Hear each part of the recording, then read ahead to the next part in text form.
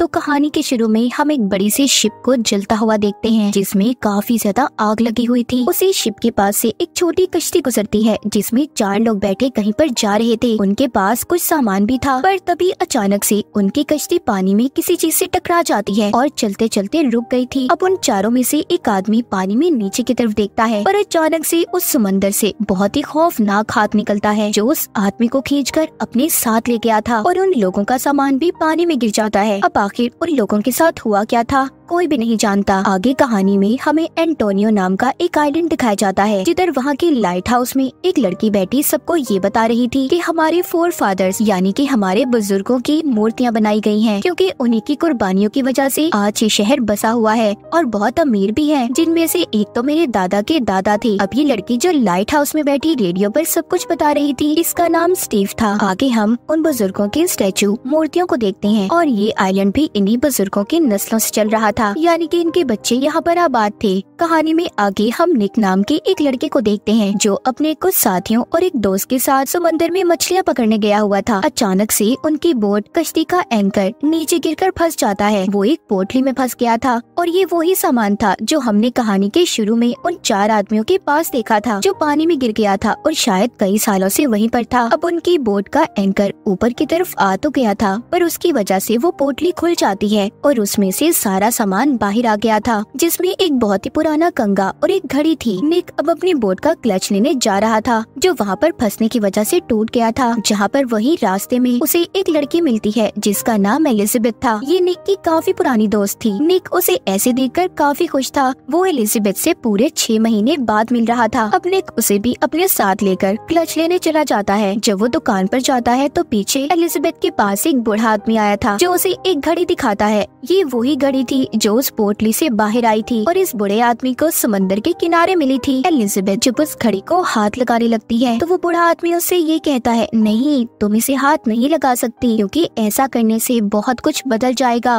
मगर फिर भी एलिजाबेथ उस घड़ी को हाथ में ले लेती है, जिससे ऐसा करने से वो घड़ी जो कई सालों से बंद थी वो चलने लगी थी। वो उस घड़ी पर एक तराजू के निशान को भी देखती है। तभी वहाँ पर निक भी अपना काम खत्म करके वापिस आ जाता है। उसे देखकर बूढ़ा आदमी वहाँ से चला गया था। ये दोनों भी वहाँ से चले जाते हैं। इसके बाद हमें स्टीव को दिखाया जाता है जिसको उसके दोस्त का फोन आया था। वो भी इसी की तरह लाइट हाउस में काम किया करता था। वो स्टीव को बताता है कि मैंने अभी रडार में ये देखा है कि एक बहुत ही गहरी फोग धुंध कोहरा हमारे आइलैंड की तरफ आ रहा है। जिसे सुनकर स्टीव काफी हैरान थी। उधर निक भी एलिजाबेथ को लेकर उसके घर जा रहा था। तभी अचानक से कोई चीज उनकी गाड़ी से आकर टकराती है जिससे उनकी गाड़ी के शीशे टूट गए थे। ऐसा भयानक एक्सीडेंट देखकर दोनों डर जाते हैं। तभी उधर उनके पास एक फादर आए थे जो ये कहकर वहाँ से चले जाते हैं, खून के बदले खून होगा। वो दोनों उनकी ये बातें सुनकर अब ज्यादा डर गए थे। एलिजाबेथ भी अपने मॉम के घर आ जाती है। उसे देखकर पहले तो उसकी मॉम काफी खुश थी, पर बाद में वो उससे ये कहती है कि आने से पहले तुम्हें मुझे बताना चाहिए था। ये सुनकर एलिजाबेथ को गुस्सा आ गया था। वो अपनी मॉम का घर छोड़कर बाहर आ जाती है जहाँ पर अभी भी निक खड़ा था। वो जब उसको ऐसे देखता है तो उसे इस बात का अंदाजा हो गया था कि उसकी मॉम की इसके साथ लड़ाई हुई है, इसीलिए वो एलिजाबेथ को लेकर अपने घर आ गया था। रात को ये दोनों सो रहे थे तो अचानक से एलिजाबेथ डरकर उठ जाती है। उसे एक बहुत ही डरावना सपना आया था जिसमें वो खुद को पानी में डूबते हुए देखती है और कुछ लोगों को जलता हुआ। यहाँ पर ये पता चलता है कि ये सपने एलिजाबेथ को हमेशा आया करते थे।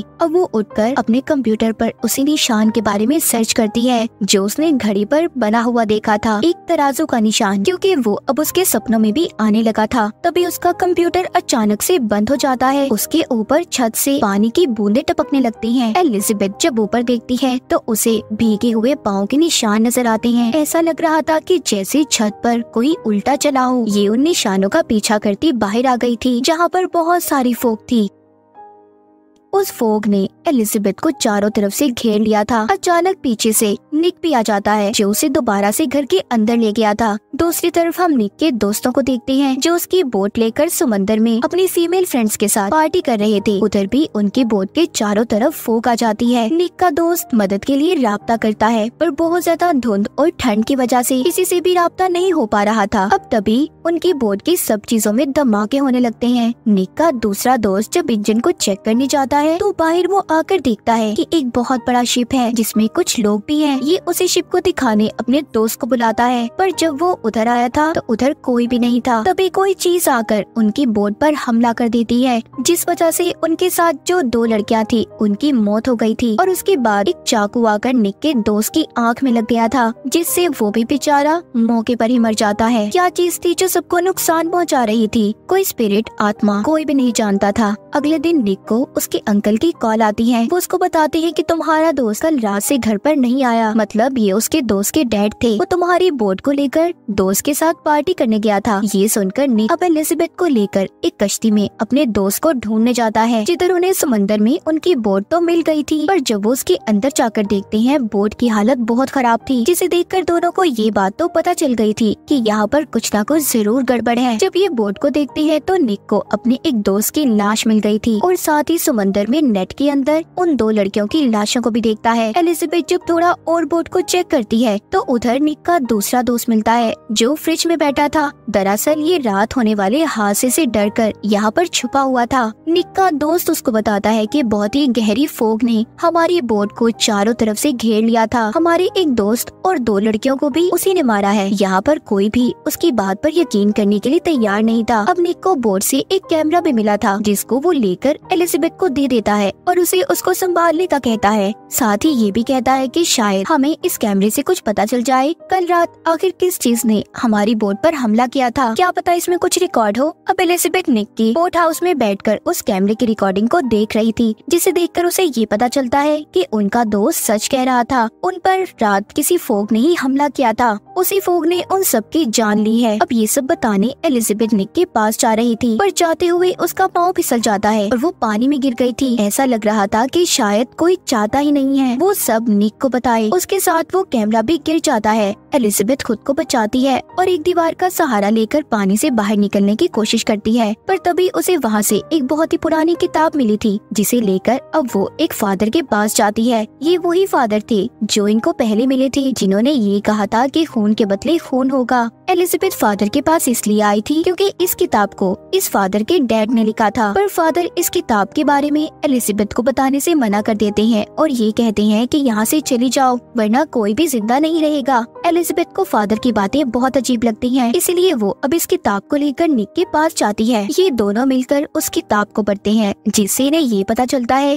कि उनके बुजुर्गों ने बहुत से मासूम लोगों की जानों को लेकर इस शहर को बसाया था। दरअसल एक आइलैंड था जिसको कारोबार के लिए बहुत बड़ा आइलैंड माना जाता था, जहाँ के लोग बहुत ही अमीर और पैसे वाले थे, और एक बीमारी के फैलने की वजह से वो आइलैंड बर्बाद हो गया। अब उधर बस कुछ ही लोग बचे थे। वो अपनी शिप को लेकर एंटोनियो यानी कि जिस आइलैंड पर अब ये रह रही थी इसी की तरफ रवाना हुए। उस शिप का जो लीडर था वो इस आइलैंड के लोगों से जमीन खरीदने का कॉन्ट्रैक्ट करता है, ताकि वो अपने बचे हुए लोगों को यहाँ पर आराम से लेकर रह सके। पर यहाँ पर रहने वाले लोगों ने उस लीडर को धोखा दिया। उन्होंने उसकी सारी धन दौलत को लूट लिया और उसके शिप में जितने भी लोग थे सबको बंद करके आग लगा दी। और यही वो सीन था जो हमने कहानी के शुरू में शिप को जलते हुए देखा था। उसी शिप में जलने वाले लोगों की आत्माएं अब यहाँ पर वापस आ गई हैं और यहाँ पर रहने वाले लोगों से बदला लेना चाहती हैं। इसके बाद हम स्टीव को देखते हैं। जब वो लाइट हाउस में थी वहाँ पर उस कंगे में आग लग जाती है, जिसको इसका बेटा समंदर के किनारे से लाया था। स्टीव उस आग को बुझाती है, तभी दीवार पर उसी तराजू का निशान बन गया था जो घड़ी और कंगे पर था। अब ये अपने बेटे को कॉल करती है और ये कहती है कि आयदा तुम समंदर से कोई भी चीज उठाकर घर पर नहीं लाओगे। उधर हॉस्पिटल में निक अपने दोस्त के पास था, तभी उधर ही एलिजाबेथ मुर्दा खाने में जाती है, जहाँ पर निक के बाकी के दोस्त थे जो मर चुके थे। उनमें से एक दोस्त जिंदा हो जाता है और पीछे से एलिजाबेथ को पकड़ लिया था। जब वो शोर करती है तो वो नीचे गिर गया था और दोबारा से मर जाता है। उधर समंदर के किनारे वही आदमी जिसके पास घड़ी थी, उसको वहाँ पर एक रस्सी दिखाई देती है। जब वो उसे अपनी तरफ खींचता है तो ऐसा लग रहा था कि जैसे किसी फोक धुन को वो अपनी तरफ खींच रहा हो। यहीं पर स्टीव का बेटा भी था जो ये सब खड़ा देख रहा था। तभी उनके पीछे वो फोग आना शुरू हो गई थी। स्टीव का बेटा भागकर अपने घर के अंदर आ जाता है और जल्दी से उसकी नानी ने दरवाजे को बंद कर लिया था। स्टीव का बेटा मतलब अपनी नानी के घर पर था, यानी कि उसकी मॉम के अब आइलैंड में चारों तरफ फोग फैल गई थी। स्टीव उसी वक्त बैठी अपने दोस्त से बात कर रही थी, तभी हर तरफ से लाइट भी बंद हो जाती है। स्टीव के दोस्त का सिर्फ लैपटॉप चल रहा था और अचानक से कोई उसके दरवाजे पर दस्तक देता है। स्टीव अपने दोस्त से बात कर रही थी। वो उसे मना करती है कि वो दरवाजा न खोले, मगर वो दरवाजा खोलकर बाहर आ गया था, जहाँ पर फोग में एक आत्मा उसे जलाकर मार देती है। स्टीव ये देखकर बहुत ज्यादा डर गई थी और फौरन से अपने बेटे को कॉल करती है, जो अपनी नानी के घर पर था, पर मौसम की खराबी की वजह से वो कॉल नहीं लग रही थी। इसीलिए ये अब ऑन एयर आकर ये कहती है कि मौसम की खराबी की वजह से बहुत कुछ गलत हुआ है, और अपने दोस्त की मौत के बारे में भी बताती है, और साथ ही ये भी कहती है कि मेरा बेटा मुसीबत में है, प्लीज कोई है जो इस वक्त मेरी मदद कर सकता है। उसकी बातों को रेडियो पर निक ने सुन लिया था। वो जल्दी से अब एलिजाबेथ को लेता है और स्टीव के बेटे को ढूंढने निकल गया था। दूसरी तरफ हम इनके बुजुर्गों की मूर्तियों को देखते हैं, जिनको देखने बहुत से लोग आए थे। तभी पूरे शहर की लाइट भी चली गई थी। स्टीव भी अपने बेटे को ढूंढने निकल जाती है, मगर अचानक रास्ते में उसकी गाड़ी बंद हो गई थी। वहाँ पर बहुत सारी फोग फैल गई थी। उस फोग ने स्टीव की गाड़ी को चारों तरफ से घेर लिया था। तभी सामने से एक ट्रक उसकी गाड़ी को टक्कर मारता है। क्योंकि फोग की वजह से किसी को कुछ भी नजर नहीं आ रहा था। उसकी गाड़ी बल खाती हुई पानी में गिर गई थी। स्टीव पानी से निकलने की कोशिश करती है,